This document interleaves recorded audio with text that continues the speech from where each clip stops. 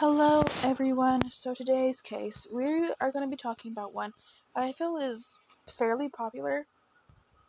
I mean, at least I've seen it I almost said True Crime Tube. I've seen it on YouTube, um, quite a lot actually throughout the last few years. I haven't seen any news stories about it or news coverage, but I have seen videos about it. I have heard podcasts about it, and this case has always just bothered me. And if you've never heard about this case, well, you're gonna see why. This might be slightly longer than some of our usual videos. This one has a bit more information, but that's good. Hopefully, someone will know something, or maybe will have some ideas or something like that. And it's always good to have her name out. So we are talking about the case of Selena Not Afraid. Selena Not Afraid is a Native American. Unfortunately, she did pass away, and her case is just absolutely heartbreaking. And we're going to talk about that today. So, all of the links I use for research will be down below, like always. Please check them out for yourself. Please do your own research. And let's go ahead and talk about her case. So, Selena Shelley Faye Not Afraid was born June 18th, 2003, along with her twin sister Zoe, to, I'm sorry if I don't pronounce her name quite right, Jacquelina, Jack- Jacquelina, big hair, and Leroy, Not Afraid. She attended Hardin High School, where she was a junior. She also attended Pretty Eagle Catholic Academy. She was sweet, silly, fun, and loving. She loved horses, beading, sewing, baking, and being with her friends and family. She shared a love of makeup with her big sister Tristan.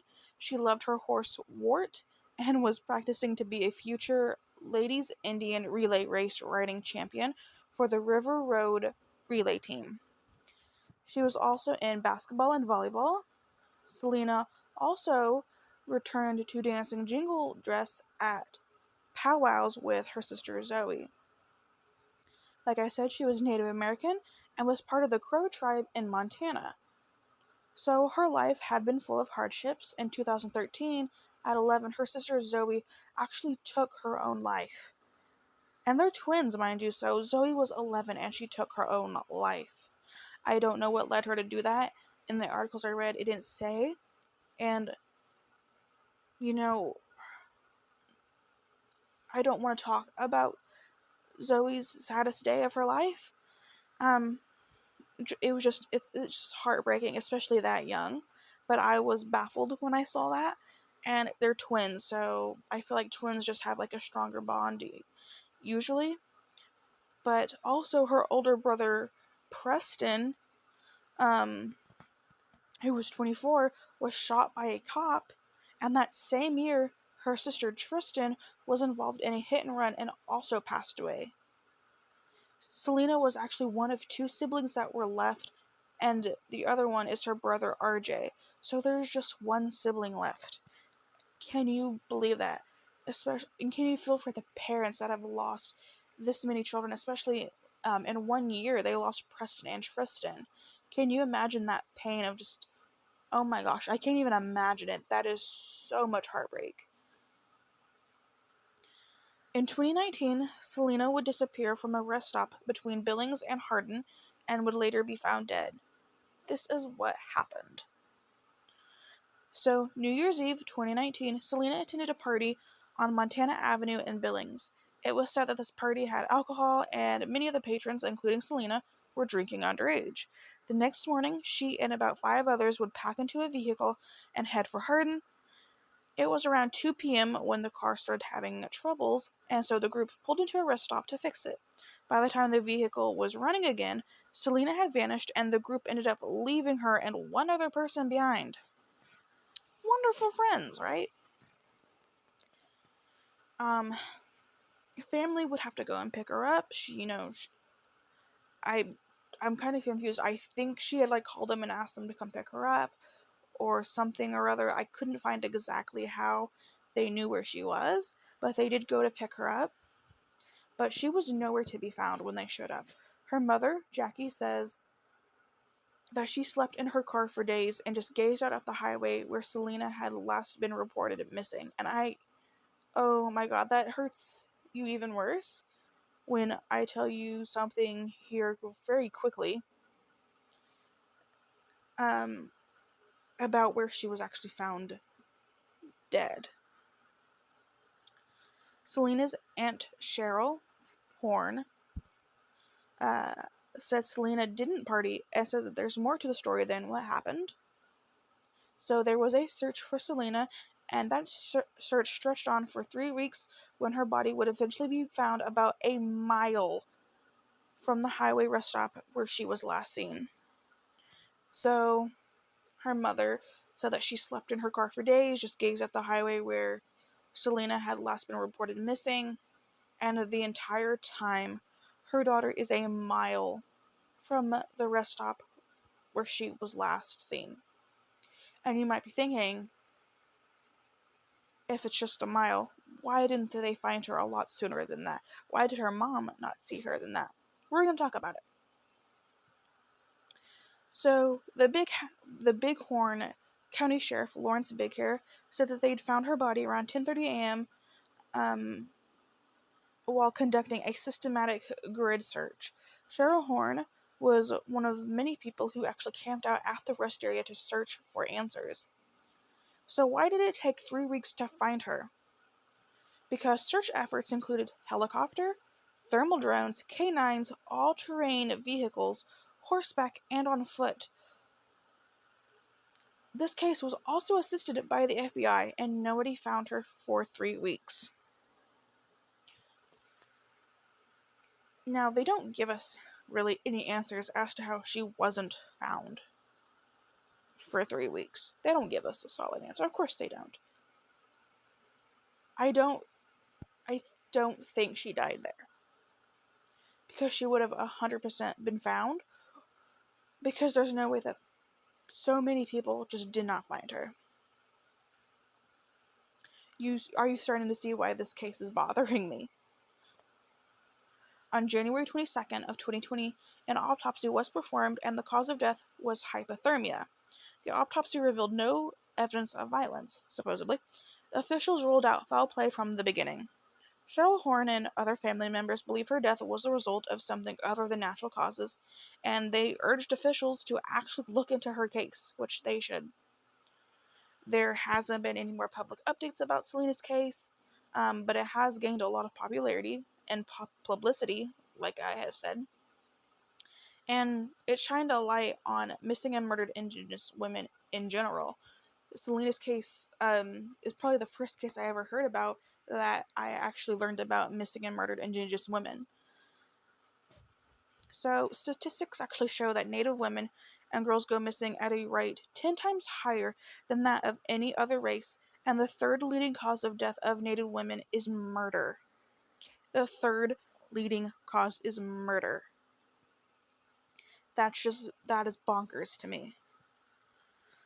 So, Selena's case seemed to have a swift response, which is not the case for many women.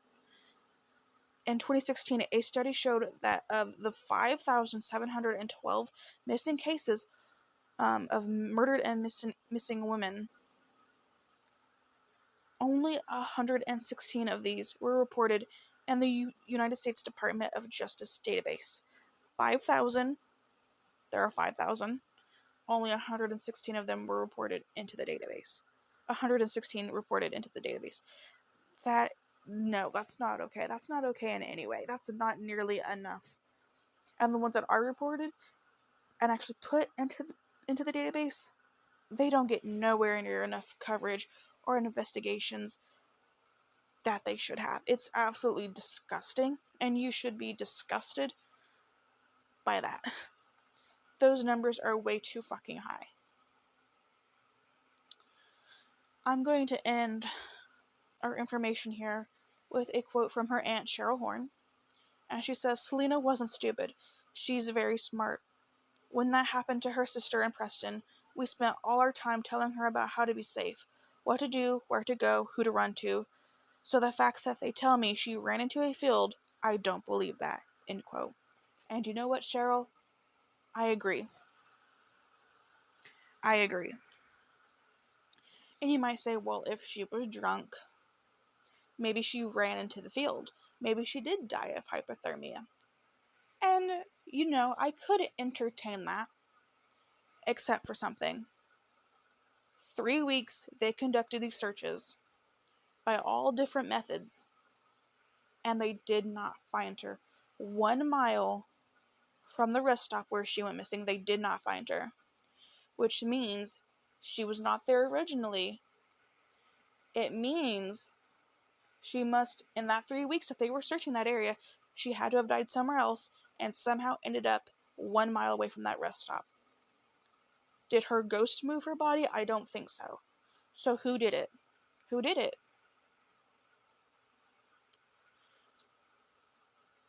Her mother camped in her car for days.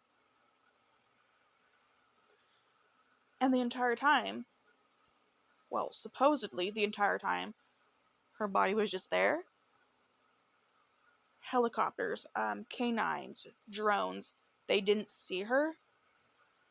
They were able to find Gabby Petito's body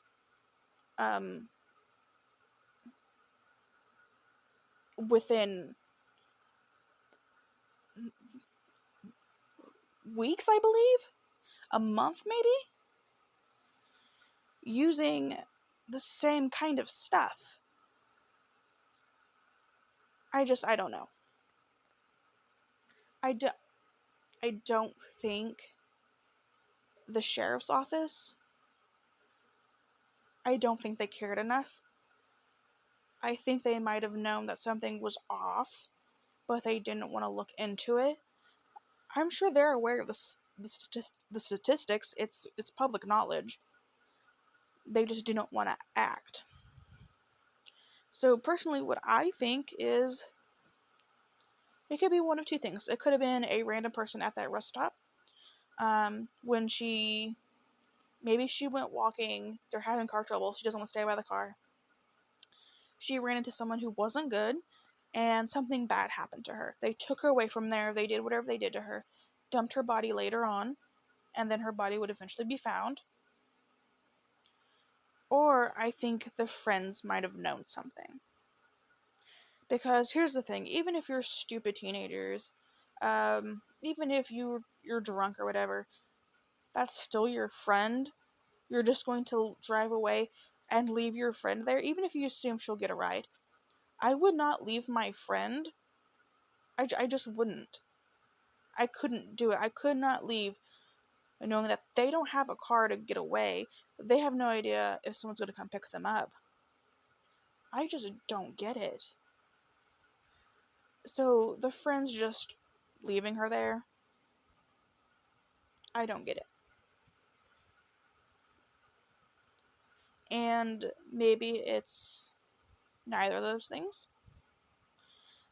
Maybe the search, let's just say the search wasn't good. Maybe she was there the entire time. I still just can't wrap my mind around that. I don't understand how her autopsy said hypothermia and that there was just no evidence of violence. I don't understand that. My mind can't comprehend that. I don't know. Especially her family saying she's a smart girl, she wouldn't just wander into a field. She was only a mile from the rest stop. I don't think she would just laid out in a field and died. I don't. There's just no way. I don't believe it. So what do you guys think happened to Selena?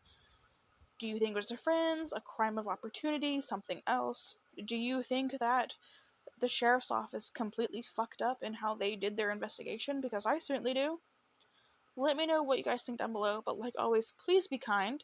I know that a lot of these cases that are like frequently talked about, like this case in general, sometimes the families look at the comments, and please just be respectful. They did lose someone that they loved dearly. They actually lost quite a few people. So just keep it respectful, okay? That's all I'm asking, and if her family sees this, I am so sorry about Selena and all of your other children that you lost. You did not deserve those kind of hardships. And I hope that there is true justice for Selena. I truly do. She looked like a smart, happy girl, and she had an entire life ahead of her that I'm sure would have been full of great things. And it's just upsetting that it had to be cut short like that. Well, that is the case of Selena Not Afraid. Like I said, the links for research will be down below. Please look into it more. Look up her case on podcasts, YouTube videos, wherever. Just learn about Selena because her name needs to be out there because I don't think her case was properly investigated. And also, please educate yourselves on missing and murdered Indigenous women.